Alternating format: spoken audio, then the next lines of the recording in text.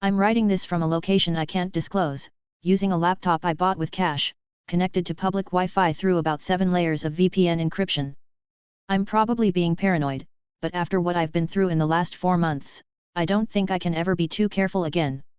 My name is Sarah, or at least, that's what I'm calling myself for this story, and I need to tell someone what happened to me at my first real job out of college. I graduated from Carnegie Mellon in May of last year with a degree in computer science and a specialization in machine learning.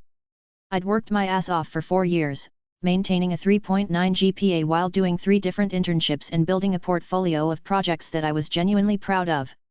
I had job offers from some decent companies, but nothing that really excited me. They were all the same corporate tech jobs: good pay, good benefits, soul-crushing bureaucracy, and work that felt meaningless.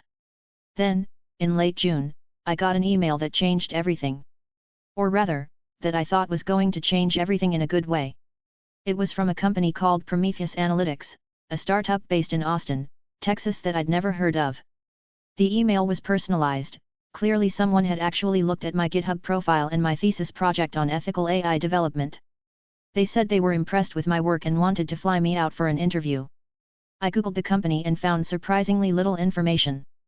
They had a basic website that described them as a cutting-edge data analytics firm specializing in predictive modeling and behavioral analysis. There were no reviews on Glassdoor, no presence on LinkedIn beyond a company page with about 30 employees listed, and no news articles about them.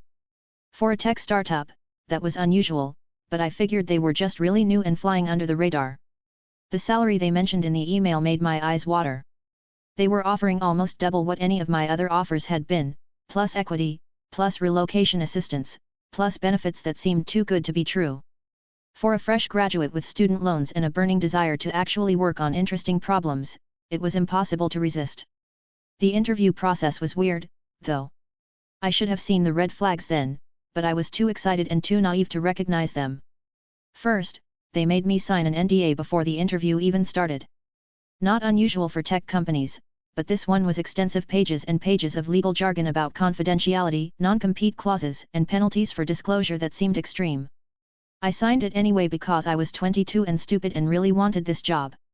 The interview itself was conducted in a hotel conference room, not at their office. They said it was because they were renovating their space, which I accepted without question.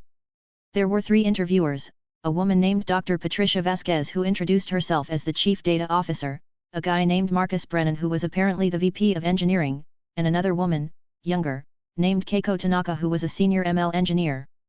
They asked me normal technical questions at first, stuff about algorithms, data structures, machine learning models. I answered everything confidently because I actually knew my stuff. But then the questions got weirder and more abstract. Dr. Vasquez asked me, if you could predict with 95% accuracy that someone was going to commit a crime before they did it, would you tell the authorities? I gave some answer about ethical considerations and due process, trying to sound thoughtful. She just nodded and wrote something down. Marcus asked, how much privacy should a person reasonably expect in a digital age? Is there such a thing as too much surveillance if it keeps people safe? Again, I tried to give a balanced answer, talking about the trade-offs between security and privacy. They seemed pleased with my responses, but I left the interview feeling unsettled. Something about the questions felt less like they were testing my critical thinking and more like they were gauging my moral flexibility. I got the offer letter 2 days later. The salary was even higher than they'd originally mentioned, and they wanted me to start in 2 weeks. I accepted immediately, gave notice at the coffee shop where I'd been working part-time, and started packing up my life in Pittsburgh to move to Austin. Those 2 weeks before I started were a blur of excitement and logistics. I found a small apartment in East Austin, drove my beat-up Honda Civic across the country with all my possessions, and spent my last few days before starting work exploring the city and imagining my future at this amazing new job. My first day was Monday, August 15th. I'll never forget that date. The Prometheus Analytics office was in a nondescript building in a business park on the outskirts of Austin, the kind of place where every building looks identical and houses insurance companies or regional sales offices. There was no sign on the building, just the street number. I almost drove past it 3 times before I figured out which one was correct. I parked in the visitor lot and walked up to the entrance, which was a heavy glass door with a card reader. There was an intercom button, which I pressed. A voice answered immediately, as if they'd been watching me on camera. Name and purpose. Sarah Chen, it's my first day. I'm the new ML engineer. One moment. The door buzzed, and I pulled it open. Inside was a small lobby with white walls, white tile floors, and absolutely no decoration. No company logo, no motivational posters, no plants, nothing. Just a security desk with 2 guards who looked more like military personnel than mall cops. One of them checked my ID against a list, took my photo, and printed out a temporary badge. Someone will be down to get you in a moment. Please wait here. I stood awkwardly in the lobby for about 5 minutes, starting to feel increasingly uncomfortable. This didn't look like any tech startup I'd ever heard of. Where were the foosball tables, the free snacks, the casual dress code, the buzzword-covered walls? This looked like a government facility. Keiko came down to get me, wearing jeans and a company t-shirt that just said PA in small letters. She smiled warmly and shook my hand. Sarah. Welcome to Prometheus.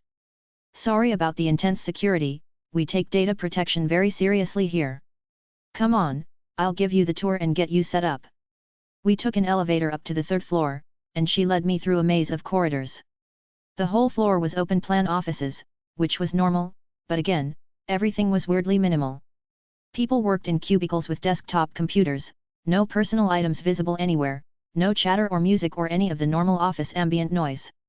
Everyone was intensely focused on their screens, typing away in silence. We have about 40 people on this floor, Keiko explained. Engineering, data science, and analytics. The 2nd floor is operations and administration. The 4th floor is, well, you won't need to go up there, that's executive and secure projects. She showed me to my cubicle, which had a brand new computer setup, 2 large monitors, and nothing else. You'll get your login credentials from IT in a minute. In the meantime, let me show you the break room. The break room was just as sparse as everything else. A fridge, a coffee maker, some cabinets with snacks, a table with 4 chairs. No windows. Fluorescent lighting. It felt like a prison. I know it's not the most exciting workspace, Keiko said, clearly picking up on my discomfort.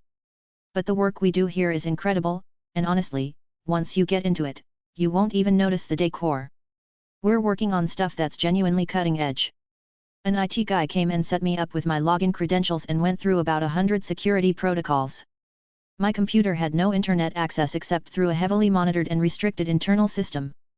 I couldn't bring my personal phone into the work area, it had to stay in a locker by the entrance. All code had to be written on their secure system and could only be transferred out through approved channels with multiple levels of review. USB ports were disabled. I couldn't email anyone outside the company. Again, I told myself this was normal for a company dealing with sensitive data. Lots of tech companies had strict security. This was fine. Everything was fine. I spent the first half of the day going through orientation materials, signing more NDAs and security agreements, and reading through company policies. Lunch was catered and we all ate in the break room together, and conversation was weirdly stilted. People talked about work projects in vague terms, but nobody discussed anything personal. No one asked me where I was from or where I went to school or anything about my life. After lunch, Dr. Vasquez came to my cubicle with a tablet in her hand. Sarah, welcome aboard. Ready to see what you'll be working on? Absolutely, I said, trying to sound enthusiastic despite my growing unease. She led me to a conference room and closed the door. Inside, Marcus was already there, along with 2 other people I hadn't met. Dr. Vasquez made introductions, the others were senior engineers on the core product team. Before we begin, Dr. Vasquez said, I need to remind you that everything you're about to see is covered under your confidentiality agreement. What we discuss in this room cannot be shared with anyone outside this company, including family, friends, or other employers should you eventually leave Prometheus. The penalties for disclosure are severe. Do you understand? Yes, I said, my mouth going dry. She tapped the tablet, and a presentation appeared on the screen at the front of the room. Prometheus Analytics has been contracted by several private corporations and government entities to develop a comprehensive behavioral prediction and intervention system. We call it Oracle. A logo appeared on the screen, a stylized eye with circuit board patterns. Oracle uses advanced machine learning algorithms to analyze vast amounts of data from multiple sources: social media activity, purchasing behavior, location data, communication patterns, biometric information, and more. By integrating and analyzing this data, we can predict with remarkable accuracy what a person is likely to do before they do it. I nodded slowly. This sounded like pretty standard predictive analytics, the kind of thing that companies like Facebook and Google had been doing for years. Your role, Dr. Vasquez continued, will be to improve our behavioral modeling algorithms, specifically in the area of threat assessment. We're working to identify individuals who are likely to commit violent crimes, engage in terrorist activities, or pose a danger to public safety. The goal is to intervene before anything happens. Okay, so it was like Minority Report, but real. That was unsettling, but I could see the potential social benefit. If you could actually prevent violence before it occurred, that would save lives, right? We currently have partnerships with several large tech companies who provide us with data feeds, Marcus added. Social media platforms, search engines, ISPs, phone carriers, credit card companies, retailers. We're aggregating data on approximately 180 million people in the United States alone. My stomach dropped. 180 million people. More than half the country. That's a lot of people, I said weakly. We're very thorough, Dr. Vasquez said with a slight smile. And we need brilliant engineers like you to help us process and analyze all this data effectively. One of the other engineers pulled up a demo on the screen. It showed a dashboard with what looked like a social media profile: photos, posts, check-ins, purchase history, search queries. Everything about a person's digital life, aggregated in one place. This is a sample profile, he explained. Obviously anonymized for this demo. But you can see how we've scored this individual across various behavioral metrics. Likelihood of financial crime, likelihood of violent behavior, likelihood of substance abuse, likelihood of self-harm, likelihood of radical ideological leanings. The algorithm assigns risk scores for dozens of different categories. I stared at the screen, feeling increasingly nauseous. And what happens to people who score high on these risk assessments? That depends on the client and the situation, Dr. Vasquez said carefully. Some of our government clients use the data to prioritize monitoring and investigation. Some of our corporate clients use it for employee screening or customer risk assessment. We provide the analysis, the clients decide how to act on it. But people don't know they're being analyzed like this, I said. They haven't consented to it. They've consented to terms of service agreements with all the platforms we get data from, Marcus said. Legally, we're in the clear. And morally, we're potentially saving lives by identifying threats before they manifest into violence. I sat there trying to process what I was hearing. This was dystopian surveillance state stuff, the kind of thing I'd read about in science fiction novels and thought could never happen in real life. But here it was, and I'd just signed on to help build it. I can see you're processing a lot right now, Dr. Vasquez said, her voice gentle. This is a big project with serious implications. Take some time to think about it. But remember, Sarah, you signed a confidentiality agreement. Whether you choose to work on this project or not, you cannot discuss it with anyone outside this company. If you decide it's not for you, we'll reassign you to something else or, if necessary, terminate your employment with a generous severance package. But the NDA remains in effect regardless. I nodded numbly, my mind racing. They let me leave early that day, told me to go home and process everything, and come back tomorrow ready to work. I walked to my car in a daze, drove home on autopilot, and sat in my apartment staring at the wall for hours. I'd imagined my first day at my dream job going so many different ways, but never like this. I felt trapped. I'd signed legal documents that prevented me from talking about what I'd learned. I'd relocated my entire life to Austin for this job. I'd turned down other offers. And now I was faced with a choice: participate in building what was essentially a mass surveillance and predictive policing system, or walk away from the best-paying job I'd ever have and potentially face legal consequences for breaking my NDA if I told anyone why. That night, I did something I probably shouldn't have done. I started researching Prometheus Analytics more deeply, using my personal laptop and a VPN. I searched for any information about the company, its funding, its clients, anything. What I found was disturbing. There were rumors on some privacy advocacy forums about a ghost company doing contract work for the Department of Homeland Security and several three-letter agencies. There were mentions of a data aggregation project that civil liberties groups had been trying to investigate but kept hitting walls. There were conspiracy theories that sounded insane but now, with what I knew, didn't seem so far-fetched. I also found some information about Dr. Patricia Vasquez. She'd previously worked for the NSA and had been involved in some of the mass surveillance programs that Edward Snowden had exposed. After leaving government work, she'd gone into the private sector, and Prometheus was apparently her third startup, though information about the previous two was scarce. I didn't sleep at all that night. I kept thinking about those 180 million profiles, all those people who had no idea they were being analyzed and scored like this. I thought about the potential for abuse, for false positives, for people being targeted based on algorithmic predictions that could be wrong. But I also thought about the student loans I still owed, the rent I had to pay, the fact that I'd moved to a new city where I knew nobody and had no other job prospects lined up. I thought about the legal agreements I'd signed and what might happen if I violated them. The next morning, I went back to work. I told myself I'd just do the job, keep my head down, save up some money, and then figure out an exit strategy. I wouldn't think too hard about the implications of what we were building. I'd just write code, cash my paychecks, and eventually move on with my life. That lasted about 3 weeks. For those 3 weeks, I worked on improving the behavioral modeling algorithms. The technical challenges were actually fascinating, and I found myself getting absorbed in the work despite my ethical concerns. We were using cutting-edge machine learning techniques, neural networks, natural language processing, all the stuff I'd studied in school and been excited about. But then, on September 6th, something happened that I couldn't ignore. I was working late, most people had already gone home. And I was debugging some code in the conference room because I needed the big screen to see all my data visualizations. I'd left my notebook in my cubicle, so I walked back to get it.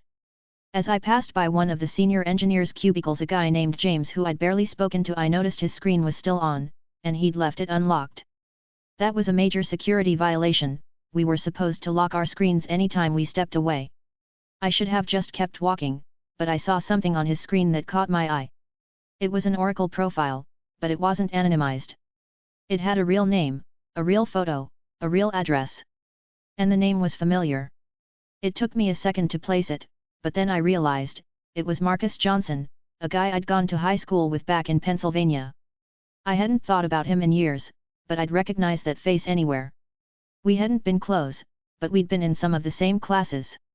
I stepped closer to the screen, my heart pounding, knowing I shouldn't look but unable to stop myself. The profile had everything about him. Every social media post he'd ever made, every purchase he'd ever made with a credit card, every website he'd visited, every place his phone's GPS had tracked him going. It was comprehensive and invasive and terrifying. And his threat score was high. Like, really high. The algorithm had flagged him as a potential threat in multiple categories: likelihood of workplace violence, likelihood of domestic violence, likelihood of extremist radicalization. There were red flags everywhere on his profile. But as I looked through the data the algorithm was using to make these predictions, I realized it was all circumstantial and often misinterpreted. Marcus had posted some angry rants on Facebook about his job, pretty normal stuff when you're frustrated at work. He'd searched for information about guns because he was interested in going target shooting as a hobby. He'd visited some websites about political issues that the algorithm had flagged as extremist but were really just libertarian philosophy sites. He'd bought a lot of energy drinks and had irregular sleep patterns, which the algorithm interpreted as potential indicators of mental instability. The algorithm had taken all these innocuous pieces of data, connected them in a particular way, and concluded that Marcus Johnson was a dangerous person who needed to be monitored and potentially intervened upon. But I knew Marcus. Or at least, I'd known him years ago.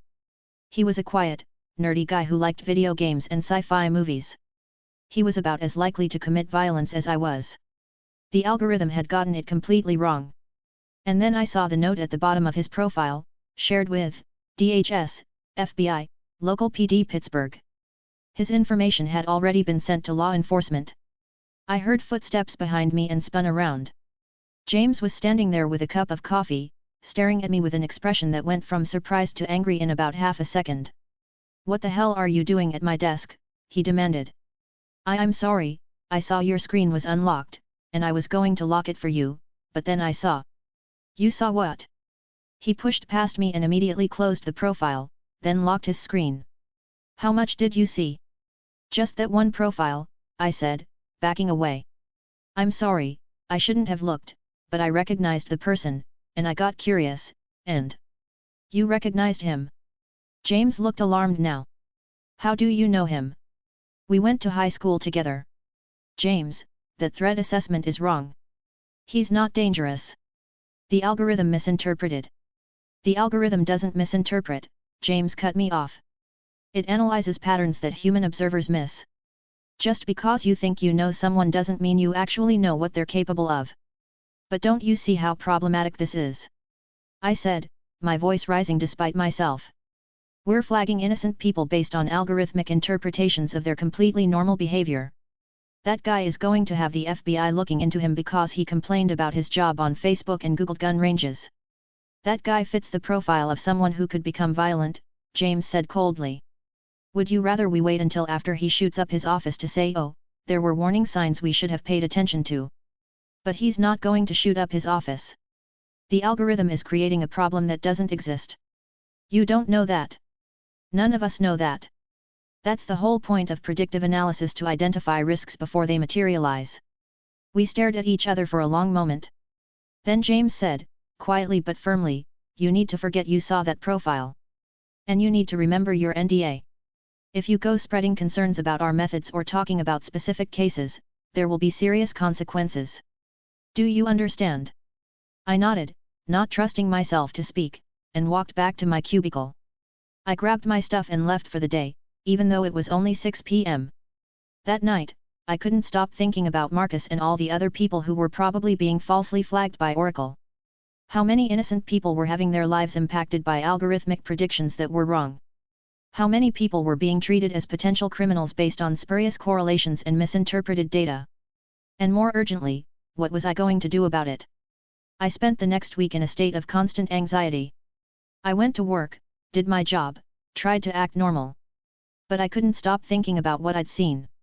I started paying more attention to conversations around the office, trying to figure out the full scope of what Prometheus was doing. I learned that Oracle wasn't just being used for threat assessment. It was also being used by employers to screen job candidates, by insurance companies to adjust rates, by banks to make lending decisions, by landlords to decide on rental applications. The system was being used to make life-altering decisions about people without their knowledge or consent, based on algorithmic predictions that were often wrong.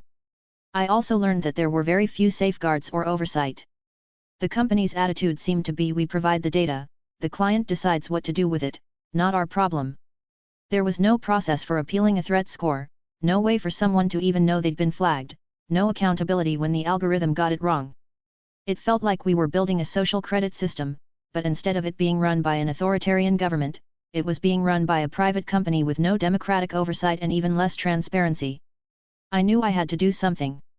But what? I'd signed an NDA with severe penalties. I had no physical evidence I could take out of the building because of the security protocols. If I went to the media or to advocacy groups, I'd almost certainly be sued into oblivion. Possibly face criminal charges, and might not even be believed because I couldn't prove any of it. Then I met Rachel. She was a new hire who started in mid-September, another ML engineer around my age. We ended up eating lunch together a few times, and I got the sense that she was having similar concerns about the work.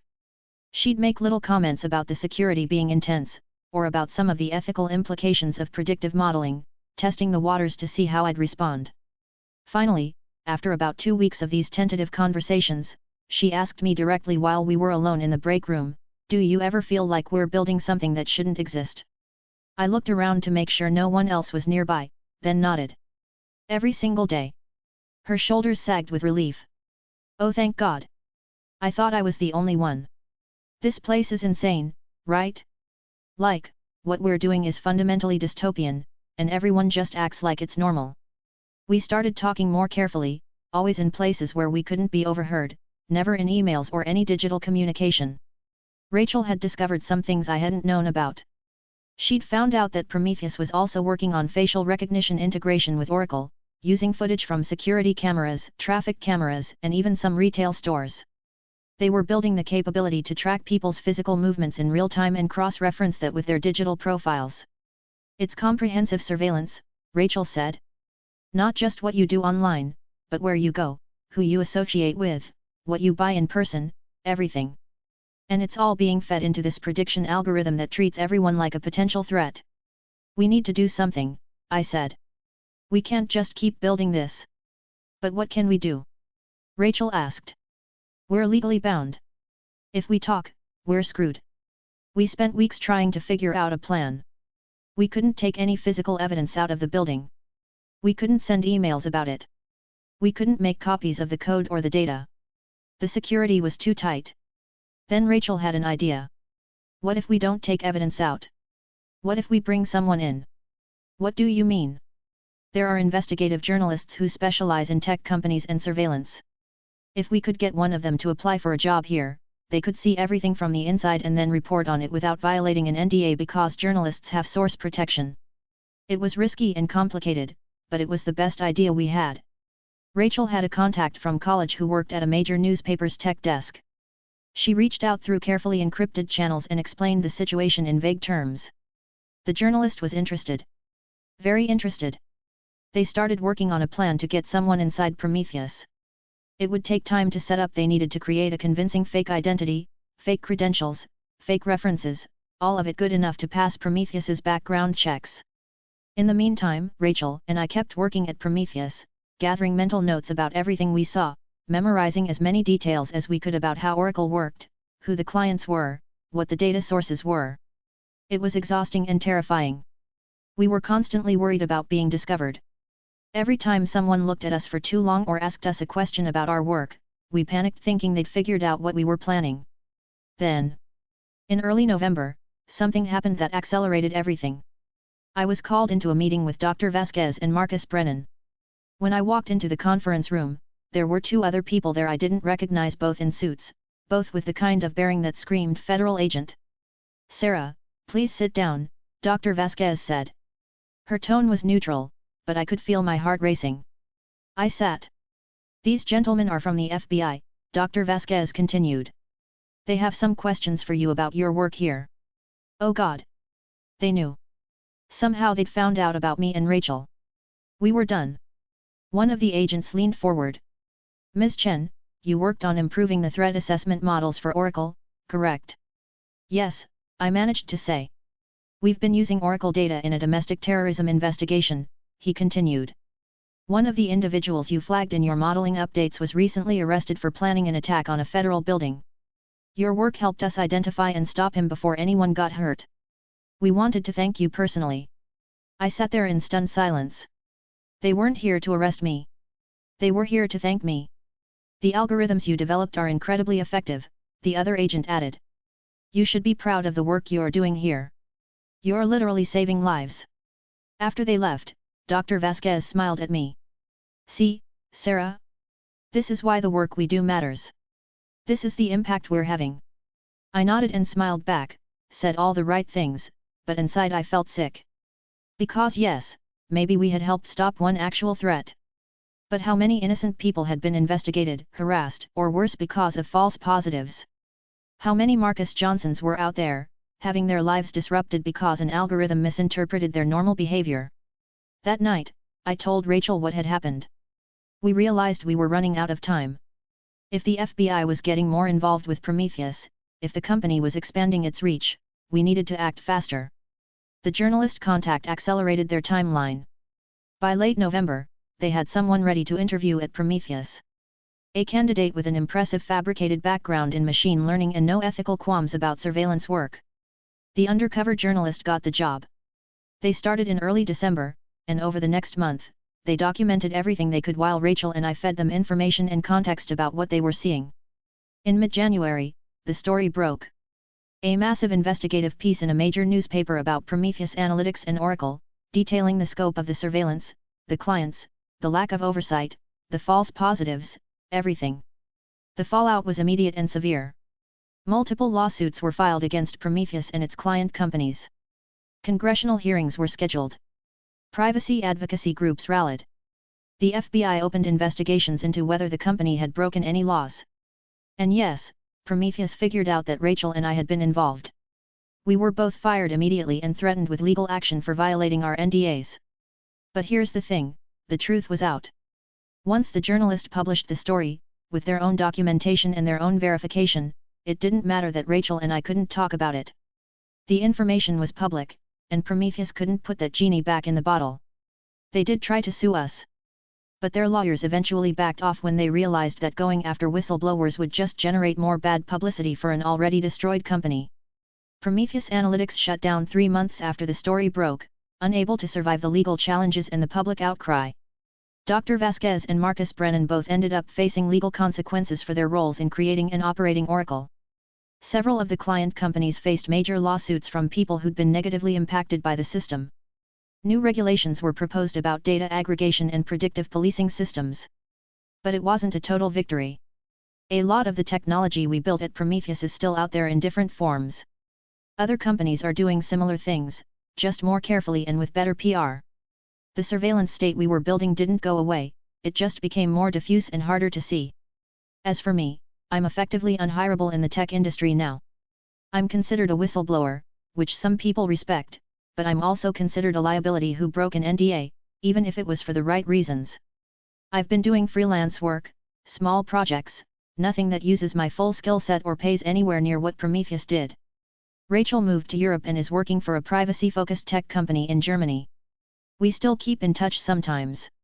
She seems happier there, working on technology that protects people instead of surveilling them. I think about my first day at Prometheus a lot. About how excited I was, how naive I was about what I'd be building. I think about all the signs I ignored or rationalized away because I wanted to believe I'd landed my dream job. I think about Marcus Johnson too. I looked him up after everything came out, found him on Facebook, and sent him a message explaining what had happened, why the FBI had shown up to interview him out of the blue last fall, why his credit card application had been rejected, why he'd been passed over for a promotion at work. He thanked me for telling him, but I could tell he was still processing the violation, the idea that his entire digital life had been analyzed and judged by an algorithm that got him completely wrong. That's the thing that haunts me most. Not just what Oracle was, but what it represents: the idea that we can predict human behavior with algorithms, that we can reduce complex human beings to risk scores and threat assessments, that we can justify surveilling everyone in the name of preventing harm from the few. I got into computer science because I believed technology could make the world better. I still believe that, actually. But I also learned that the same tools can be used to make the world significantly worse, and that smart, well-intentioned people can convince themselves they're doing good while building systems of oppression and control. If I could go back and talk to my 22-year-old self on that first day at Prometheus, I'd tell her to walk away immediately. To not be blinded by the salary or the prestige or the technical challenges. To trust her gut instinct that something was deeply wrong. But I can't go back. All I can do is tell this story and hope that someone else who finds themselves in a similar situation will recognize the red flags faster than I did and make a different choice. Because the surveillance state isn't coming, it's already here, being built by ordinary people in ordinary office buildings, one algorithm at a time. And the only thing standing between that technology and mass implementation is people willing to say no, even when it costs them everything. I said no. It cost me my career, my financial security, and probably my future in the industry I love. But at least I can sleep at night, which is more than I could say when I was working at Prometheus. That's my story. I was 22 years old, fresh out of college, and on my first day at my dream job, I discovered I was helping to build a surveillance dystopia. It took me months to find the courage to do something about it, and I'm still living with the consequences. But I'd make the same choice again. Every single time.